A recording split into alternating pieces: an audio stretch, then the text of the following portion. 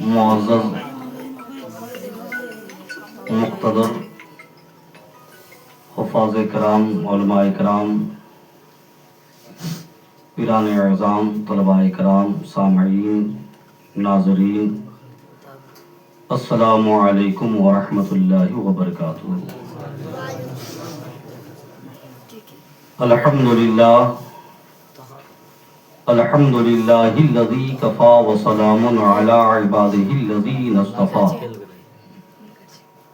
اما بعد فاعوذ باللہ من الشیطان الرجیم، بسم اللہ الرحمن الرحیم، انا نحن نزلنا الذکر وانا له لحافظون۔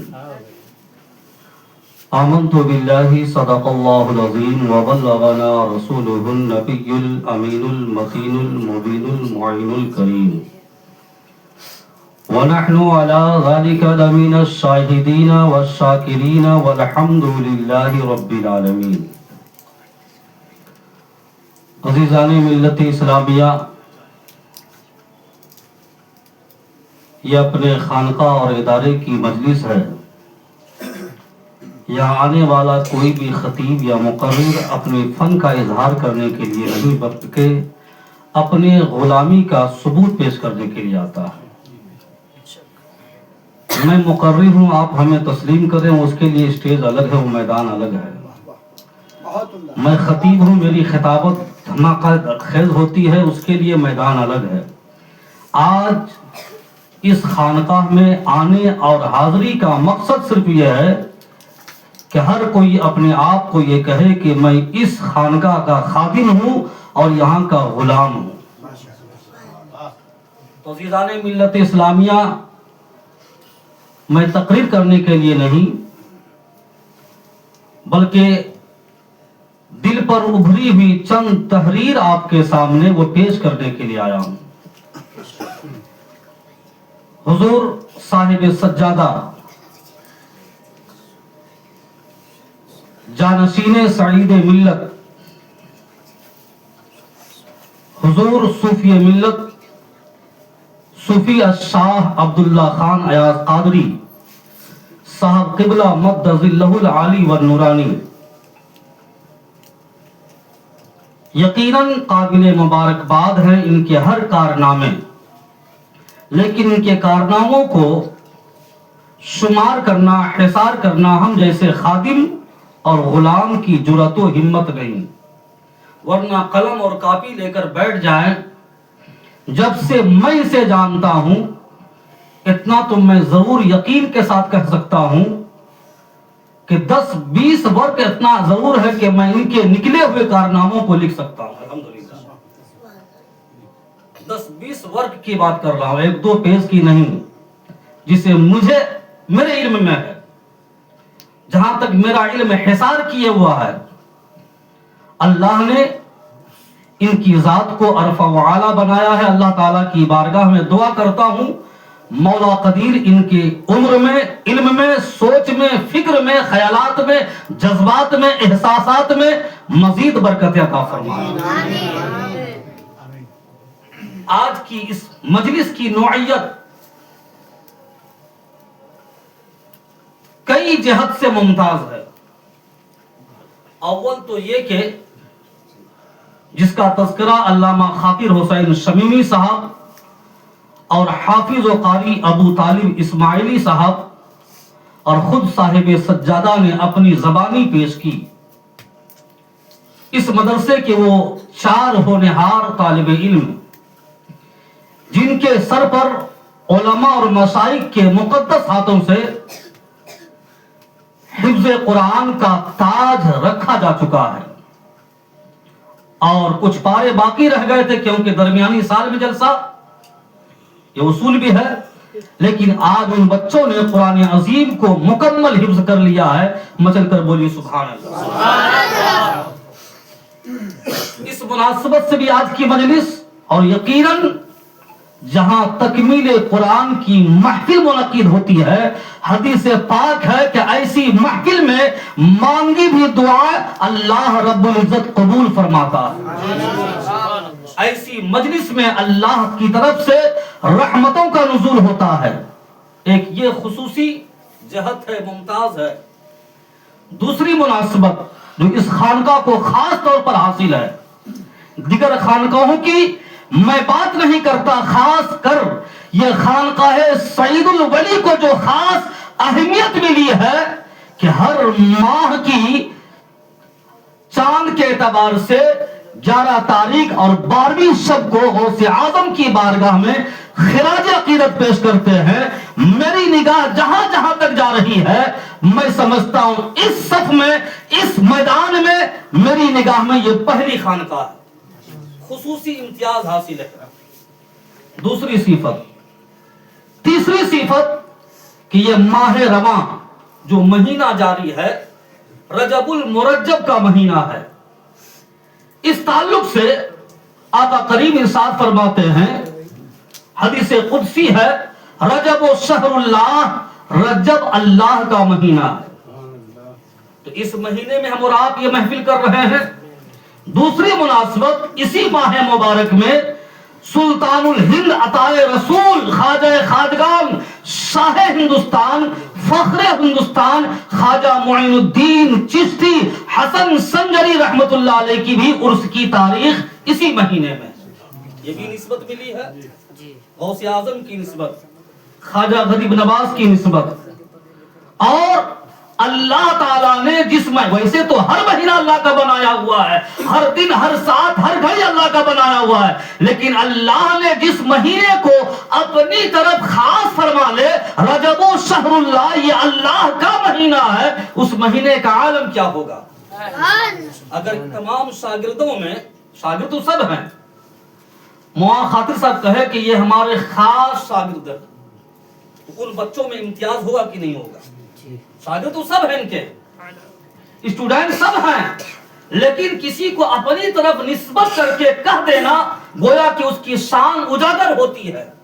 تو اللہ کا ہر مہینہ بنایا ہوا ہے، پیدا کیا ہوا ہے، لیکن خاص رجب کو اللہ کی طرف نسبت کرنا نسبت الہیہ بتا رہا ہے کہ یہ مہینہ کی فضیلت اور عظمت بہت بڑا ہے. یہ بھی نسبت. اسی ماہ مبارک کی 11 تاریخ جو دن گزرا، حضور اشرفی میاں اعلی حضرت علیہ رحمت و رضوان جو خانواد اشرفیہ کے چمکتے ہوئے چاند، ان کی بھی عرس کی تاریخ رجب المرجب کی 11 تاریخ ہے. سبحان اللہ.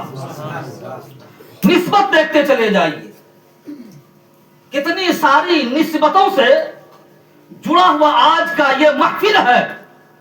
اور ایک نسبت اور ہے جو میں سمجھتا ہوں اس پر کسی کی نظر نہیں ہوگی اور میری بھی نہیں تھی، لیکن آنے کے بعد انہی کے صاحبزادے نے اشارہ کیا کہ یہ تو قمری تاریخ کی بات کر رہا ہوں، اب شمسی تاریخ یعنی عیسوی تاریخ کے اعتبار سے آج 1 جنوری یعنی پہلی تاریخ ہے.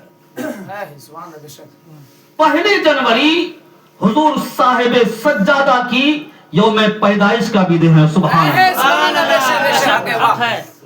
یوم پیدائش کی بھی تاریخ ہے. کتنی جہتوں سے، کتنے طریقوں سے آج کی اس مجلس کو نسبت حاصل ہے. سبحان اللہ. سبحان اللہ. اگر ان میں سے اگر ایک نسبت لوں، اگر اس پر گفتگو کروں، کئی گھنٹے لگ جائیں گے، لیکن سمیٹ کا 2-4 باتیں آپ کے سامنے رکھ کر پھر میں اپنی جگہ پھر انشاءاللہ حضرت دعا فرمائیں گے، محفل کا ختم ہوگا. درود سے پڑھیے اللہم صلی علی سیدنا و شفیعنا حبیبنا و مولانا محمد مبارک سلم صلاۃ و سلاما دائما علیک یا رسول اللہ صلی اللہ علیہ وسلم. درود سے پڑھا اللہم صلی علی سیدنا و شفیعنا حبیبنا مولانا محمد مبارک سلم صلاۃ و سلاما دائما علیک یا رسول اللہ صلی اللہ تعالی علیہ وآلہ وسلم. یہ جو 4 حافظ قرآن ہیں، اس کی اہمیت، اس کی عظمت، اس کی فضیلت جو جانتے ہیں وہی قدر کرتے ہیں.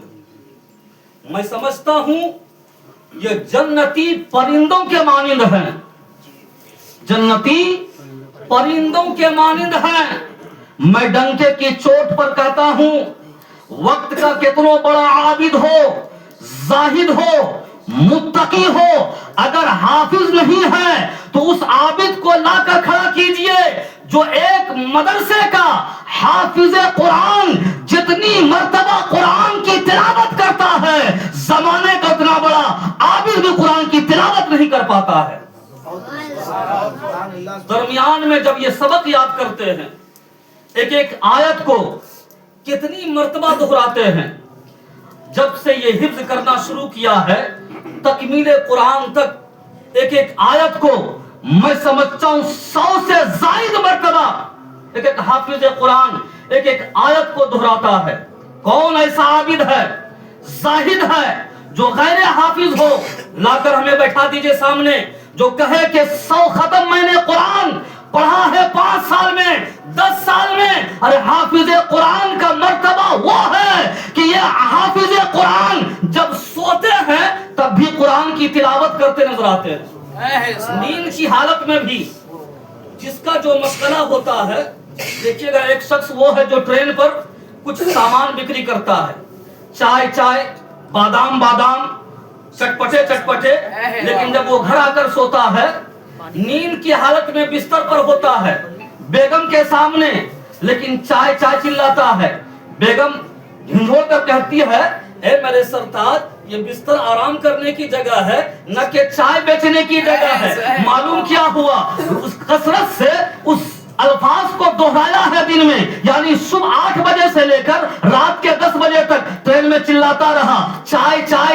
जब बिस्तर पर आया, यानी इतनी आदत सी बन गई है, इतनी लत हो गई है कि नींद की हालत में भी चाय कह रहा है। लेकिन एक हाफिज कुरान का मिजाज ये होता है, जब वो बिस्तर को छोड़ता है, उस वक्त से लेकर आंखें बंद होने तक कुरान अजीम की तिलावत करता है। पहला पारा वो पढ़ता है, दूसरा पारा वो पढ़ता है, तीसरा पारा वो पढ़ता है। आदत सी जब बन जाती है, जब बच्चे मदरसे में बिस्तर पर आराम कर रहा होता है, तो नींद की हालत में भी कुरान अजीम की तिलावत करता हुआ नजर आता है। नींद की हालत में भी बच्चे कुरान अजीम की तिलावत करता हुआ नजर आता है।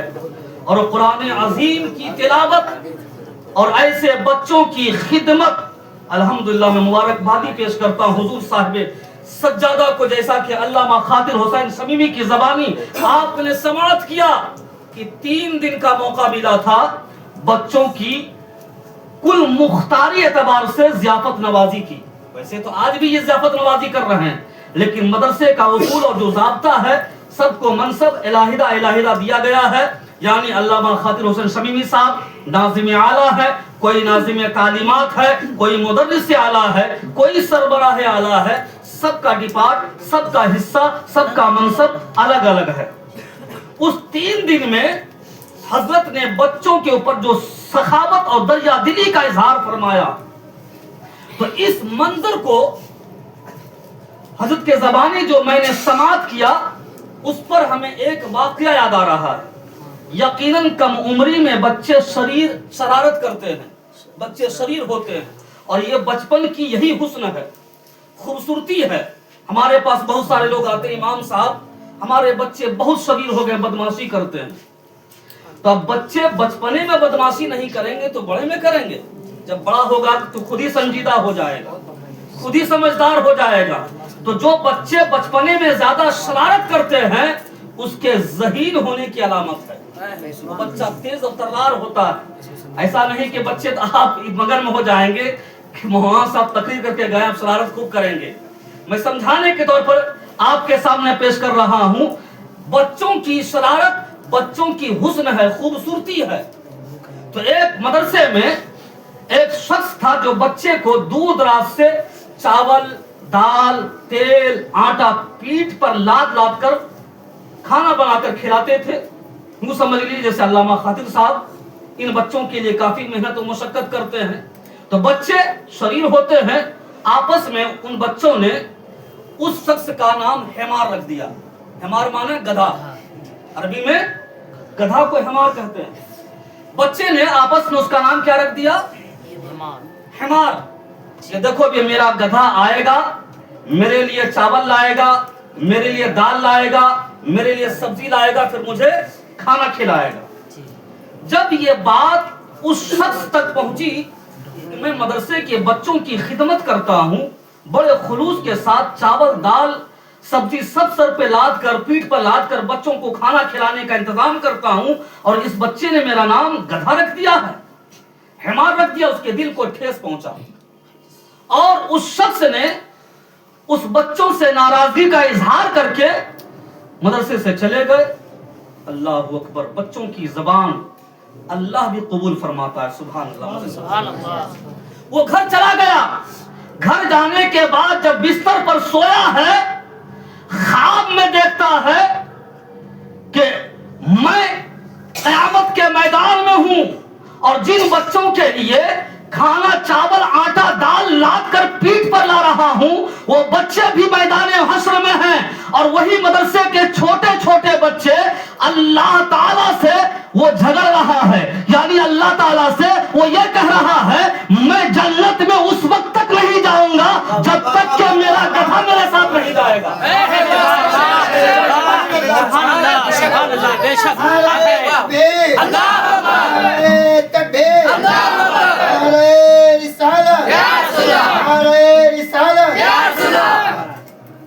جب تک کہ میرا گدھا میرے ساتھ نہیں جائے گا، جب اس کی آنکھ کھلی، بستر چھوڑا، گھر بار چھوڑا، دوڑ کر بھاگتا ہوا آیا کہ اے اللہ کے رسول کے مہمان، میں اپنی اب ساری زندگی میں تمہاری خدمت کرتے میں گزار دوں گا، کیونکہ اس کا انعام جو مجھے بعد میں ملنے والا ہے رات میں نے پہلے ہی دیکھ لیا ہے۔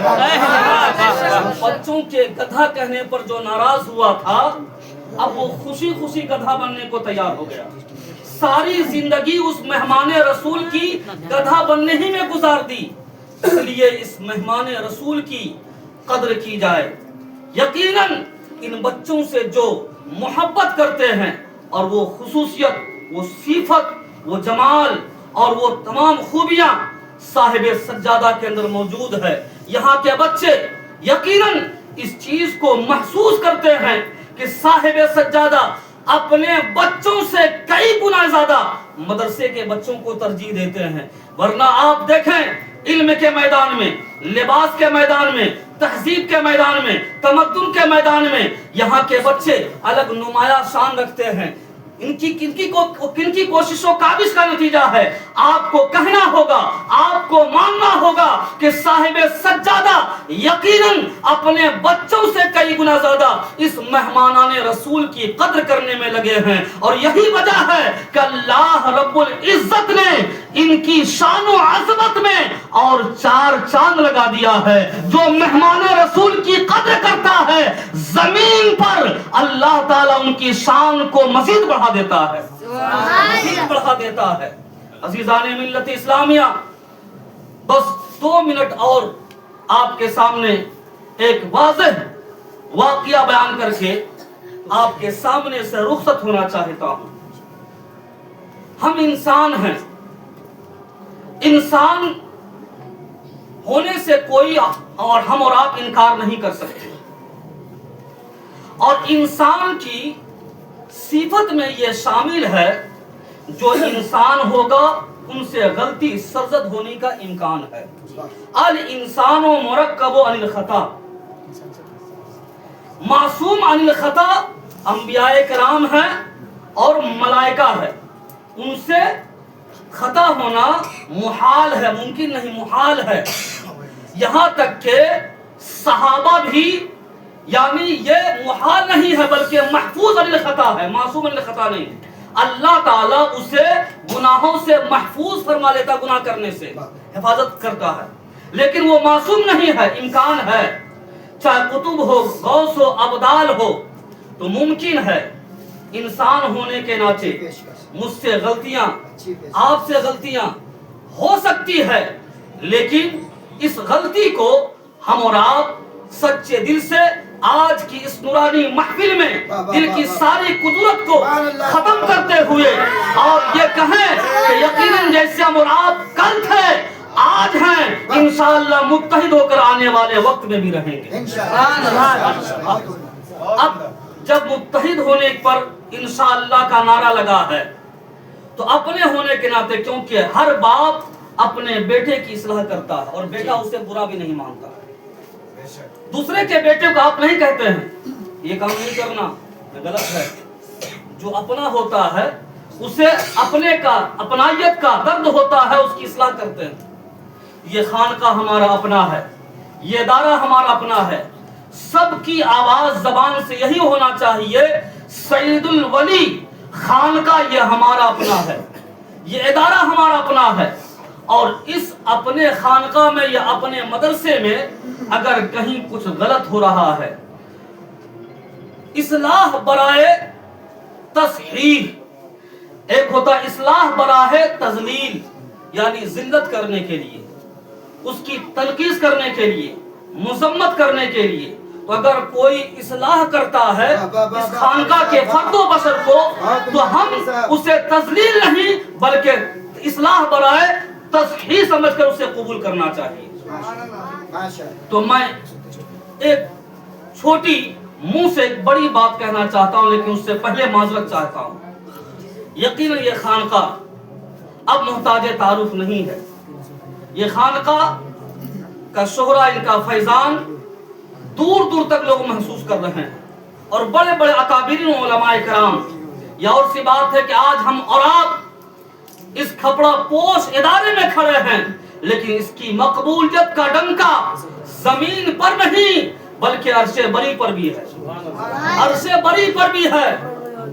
تو میری گزارش ہے، میری التماس ہے، میرا ریکویسٹ ہے، انورودھ ہے، اپیل ہے علامہ خاطر صاحب سے خاص طور پر اور دیگر یہاں کے اساتذہ کرام سے، یقیناً آپ کی محنتوں اور کاوشوں کو میں دل کی گہرائیوں سے سلام کرتا ہوں، کیونکہ یہاں جب بھی کوئی پروگرام ہوتا ہے ویڈیو بنتا ہے اور یہ وائرل ہوتا ہے، دور دور تک جاتا ہے۔ میں بھی کافی دنوں سے اس خانقاہ سے نہیں آنا جانا تھا، تو ظاہر سی بات ہے جب انسان کسی سے دور ہوتا ہے تب اس کی جا کر کے اس کی حقیقت کو اس کے سامنے لوگ رکھتے ہیں۔ جیسے صوفی صاحب کی بارگاہ میں بھی نہیں آ رہا تھی، یہ میری بیعتی تھی، تو اب ان کے تعلق سے ہمارے پاس، ہمارے تعلق سے ان کے پاس، یہ انسانی فطرت ہے کہ لوگ بیچ والے زیادہ مزہ لیتے ہیں۔ تو میری گزارش ہے کہ کچھ لوگ ہم اپنے ہی جو آپ کے دسترخوان پر آ کر وہ کھاتے بھی ہیں اور اپنا بن کر آپ کے سامنے رہتے بھی ہیں، پیٹھ کے پیچھے پھر وہ برائی بھی کرتے ہیں۔ تو جب میں نے غور کیا تو کچھ تو اس کے اندر غلط دیکھا اور کچھ دیکھا کہ نہیں، ہمارے اپنوں کے اندر بھی کمی ہے، اس کی اصلاح ہونی ضروری ہے۔ اس کی اصلاح اس اعتبار سے کہ جب آپ کسی موضوع پر گفتگو کریں، جب آپ کا ویڈیو ہو رہا ہو تو اس سے پہلے کہ آپ اس کی تیاری، تذکیر و تانیث اور دیگر قرآنی آیات وغیرہ کو دیکھ لیں، کیونکہ بہت ساری ایسی آیات وغیرہ ہمارے سامنے نشاندہی لوگوں نے کیا ہے جو واقعی ایک حافظ قرآن کے سننے کے بعد اس کی غلطی کو اقرار کرتا کہ نہیں انہوں نے غلط پڑھا ہے، اور اس کے بعد تذکیر و تانیث میں بھی بہت ساری جگہوں پر غلطیاں ہو جاتی ہیں۔ ویسے تو ہر انسان سے غلطی ہو سکتی ہے، لیکن اکثریت زیادہ ہونے کے بعد لوگ کہیں نہ کہیں کیچڑ اچھالنا شروع کر دیتے ہیں۔ اس لیے میں پہلے معذرت چاہا تھا کہ اصلاح برائے تصحیح کے لیے میں نے چند جملے کہے، حضور اگر معذرت غلطی ہو گئی تو میں معذرت چاہتا ہوں۔ اب قرآن عظیم کی تلاوت کے تعلق سے، یقیناً قرآن عظیم کی تلاوت انسان کے دلوں کے مائل کو دور کرتا ہے۔ قرآن عظیم کی تلاوت انسان کے دلوں کے مائل کو دور کرتا ہے۔ جس انسان کا دل سخت ہو گیا ہو، کالا ہو گیا ہو، سیاہ ہو گیا ہو، گندا ہو گیا ہو، اس کی دو صورت ہے گندے دل کو صاف کرنے کی۔ جیسے ہمارا لباس جسم گندا ہوتا ہے، اس کی صفائی کے لیے ہم صابن کا استعمال کرتے ہیں، شیمپو کا استعمال کرتے ہیں، سرف کا استعمال کرتے ہیں۔ گندے دل کی صفائی کا بھی شریعت میں گنجائش موجود ہے۔ اس کی دو صورت، ایک صورت یہ کہ اگر کسی کا دل سخت ہو، گندا ہو، تو وہ کثرت سے قرآن عظیم کی تلاوت کرے، تو قرآن عظیم کی تلاوت کی برکت سے اللہ تبارک و تعالیٰ اس کے دل کو نرم کر دیتا ہے، اس کے دل کو نرم کر دیتا ہے، سیاہ دل کو صاف کر دیتا ہے۔ اس کی دلیل حدیث پاک کی روشنی میں سماعت کیجئے۔ جب حضرت عمر فاروق رضی اللہ تعالی عنہ ایمان نہیں لائے تھے، تلوار لے کر اس ارادے سے گھر سے نکلے تھے معاذ اللہ صد معاذ اللہ کہ آج میں محمد کا قتل کروں گا. بولیے معاذ اللہ. درمیان میں ایک صحابی رسول حضرت نعیم رضی اللہ تعالی عنہ سے ملاقات ہوئی. انہوں نے کہا عمر کہاں جا رہے ہو، کیا ارادہ ہے؟ کہ آج میں محمد کا قتل کروں گا کیونکہ وہ اپنا دین بڑی تیزی کے ساتھ پھیلا رہا ہے اور اپنی کتاب لوگوں کو بانٹ رہا ہے، اس کی تلاوت کروا رہا ہے. تو حضرت نعیم نے ارشاد فرمایا اے عمر محمد کے گھر بعد میں جانا، پہلے تم اپنے بہن بہنوئی کی خبر لے لو. جب وہ سنے اپنے بہن اور اپنے بہنوئی کی بات اور جلال میں آ گئے اور تیش میں آ گئے اور غیظ و غضب میں آ گئے. یہ کیا کہہ رہے ہیں؟ محمد کا دین محمد کا مذہب میرے بہن تک پہنچ گیا. وہ گئے، دروازہ بند تھا، دروازے کے باہر کان لگایا تو اس کی بہن اور اس کے بھائی بہنوئی سورہ طٰہٰ کی تلاوت کر رہے تھے. کون سی سورہ کی؟ سورہ طٰہٰ. 16واں پارہ میں یہ سورہ موجود ہے. تلاوت کر رہے تھے. سننے کے بعد دستک دیا. ان دونوں کے پڑھانے والے صحابی رسول حضرت خباب رضی اللہ تعالیٰ. جیسے دستک دیا، عمر کے آنے کی آہٹ سنی، اس کی بہن نے اس صحابی کو گھر میں چھپا دیے. جب دروازہ کھلا باہر اندر آئے، آنے کے بعد کیا کر رہی تھی؟ کہا کہ میں قرآن عظیم کی تلاوت کر رہی تھی. تیش میں آئے، اپنے بہنوئی اور اپنے بہن کو بھی زود و کوب کیا، یہاں تک کہ بہن کی ناک کٹ گئی، خون بہنے لگا. لیکن جب غصہ ٹھنڈا ہوا، حضرت عمر نے فرمایا بہن آخر تم پڑھ کیا رہی تھی، ذرا ہمیں سناؤ. تو ان کی بہن سورہ طٰہٰ کی تلاوت جیسے شروع کرنے کی خواہش کی، تک کہ جو صحابی رسول چھپے ہوئے تھے اور بہترین قاری تھے وہ اندر سے باہر نکل آئے کہ میں آپ کو سناتا ہوں. آج بھی قرآن کا یہ اعجاز ہے کہ اگر کوئی بہترین قاری قرأت کرتا ہے، اس کی قرأت اور تلاوت کو سن کر ہم بہترین لذت حاصل کرتے ہیں. کتنی لذتیں حاصل کرتے ہیں. بتائیے وہ صحابی رسول جو ڈائریکٹ نبی کریم سے پڑھا ہو، سنا ہو، اگر وہ قرآن پاک کی تلاوت کر رہا ہو، اس کے سننے کے بعد لذت کا عالم کیا ہوگا، سننے اور سنانے کا عالم کیا ہوگا. حضرت خباب نے جب تلاوت کی، تاریخ بتاتی ہے حدیث پاک کی روشنی میں کہ سورہ طٰہٰ ابھی مکمل سورہ بھی نہیں ہوئی تھی، 16 سے 17 آیتیں کریمہ ہی تلاوت کیے تھے کہ حضرت عمر اپنی تلوار کو پھینک دیے اور کہا کہ چلو کون ہے محمد، میں وہاں جا کر اس کی گردن نہیں لوں گا، اس کا سر نہیں لوں گا، بلکہ اپنی سر اس کے قدموں میں ڈال دوں گا. سبحان اللہ. اس کے دل کو نرم کس نے کیا؟ قرآن عظیم کی تلاوت نے. سخت دل بھی قرآن عظیم کی تلاوت نرم کر دیتی ہے. میلے دل کو بھی قرآن عظیم کی تلاوت صاف کر دیتی ہے. یہ ایک صورت ہے. دوسری صورت کہ آپ کثرت سے درود پاک پڑھیں. درود پاک بھی کثرت سے پڑھنے سے زبان بھی پاک ہوتی ہے اور دل بھی پاک ہوتا ہے، خیالات بھی پاک ہوتے ہیں، جذبات و احساسات بھی پاک ہوتے ہیں. اس لیے خانقاہ سید الولی سے میں یہ پیغام دینا چاہتا ہوں، یقیناً جو بزرگ آرام فرما ہیں ان کا بھی مشن یہی تھا اپنے مریدین کے درمیان، اپنے حلقہ کے درمیان، کہ تم کثرت سے قرآن پاک کی تلاوت کرو، نماز کی پابندی کرو، درود پاک کا ورد کرتے رہو. پھر دیکھو اللہ تبارک و تعالیٰ اتنی خوبیاں تمہارے اندر انڈیل دے گا جو تم سوچ بھی نہیں سکتے ہو. زمین سے تم عرش تک پہنچتے چلے جاؤ گے. بس یہی پر اپنی گفتگو میں سمیٹتا ہوں. اگر ہمارے کہنے میں، آپ لوگوں کے سننے میں بتقاض بشریت خامیاں، لغزشیں، بھول چک ہو گئی ہو، رب تبارک و تعالیٰ کے حضور سچے دل سے توبہ کیجیے. استغفر اللہ ربی من کل ذنب واتوب الیہ، لا الہ الا اللہ محمد رسول اللہ، وآخر دعوانا ان الحمد للہ رب العالمین. السلام علیکم ورحمۃ اللہ وبرکاتہ.